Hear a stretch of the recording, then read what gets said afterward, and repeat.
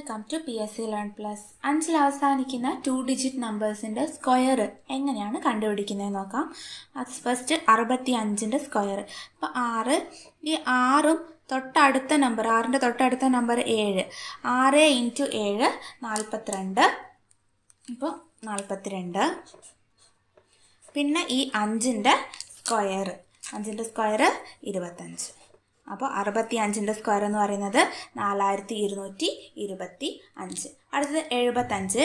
75ൻ്റെ square കാണാൻ ആദ്യം 7ഉം 7ൻ്റെ തൊട്ടടുത്ത നമ്പറും തമ്മിൽ മൾട്ടിപ്ലൈ. 7 × 8, 7 8 56. അപ്പോൾ ഇവിടെ 56 എഴുതാം. പിന്നെ ഈ 5ൻ്റെ സ്ക്വയർ, 5ൻ്റെ സ്ക്വയർ 25. അപ്പം 75ൻ്റെ സ്ക്വയർ എന്ന് പറയുന്നത് 5625. അങ്ങനെയാണെങ്കിൽ 35ൻ്റെ സ്ക്വയർ എന്താണെന്ന് കമൻറ്റ് ചെയ്യാം.